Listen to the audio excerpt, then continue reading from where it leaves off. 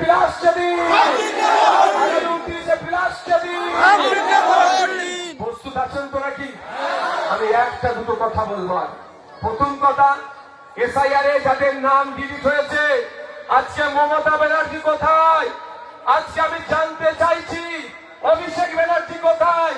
যে মমতা ব্যানার্জি বলেছিল আমার লাশের উপর এসআইআর হবে, যার ভাইপো বলেছিল একজনের নাম বাদ গেলে 1 লক্ষ মানুষকে নিয়ে দিল্লি নির্বাচন কমিশনের অফিসে যাব, আমি আজকে জানতে চাই তারা কোথায়?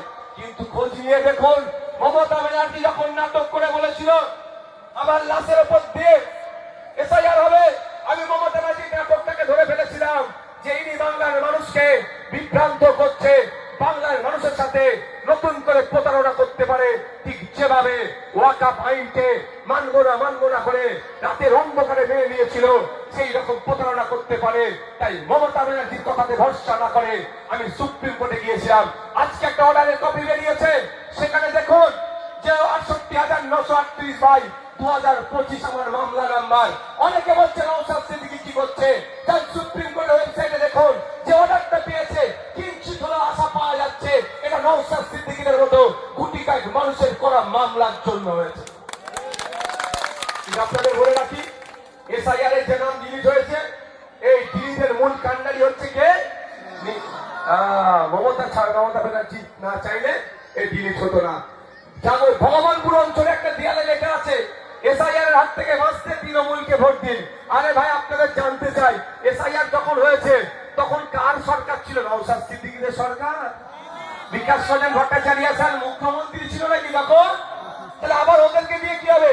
বরঞ্চ প্রশ্ন ওদের করুন, তোমাদের সরকার থাকার পরও তোমরা আমাদের বলেছিলে বিপদে আমাদের পাশে থাকবো, তারপরে আমাদের এত নাম দিকে চলে গেল, এর জবাব আগে তোমাদেরকে দিতে হবে।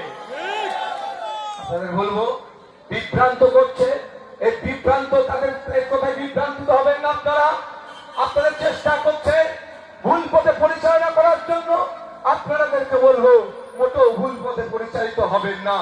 কারণ এরা সবসময় চেষ্টা করছে ভুল বুঝিয়ে ভোটটা লুটতে হবে। আপনাদের বলবো চোখ কান খুলে চলুন।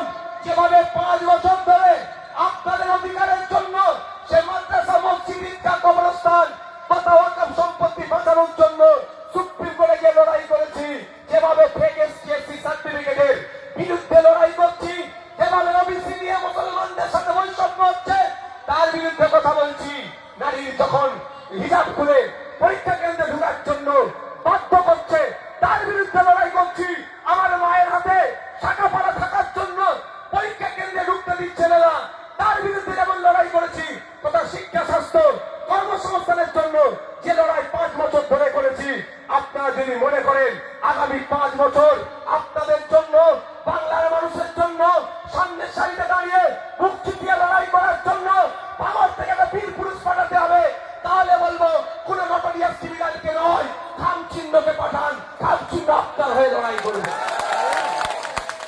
যদি মনে করেন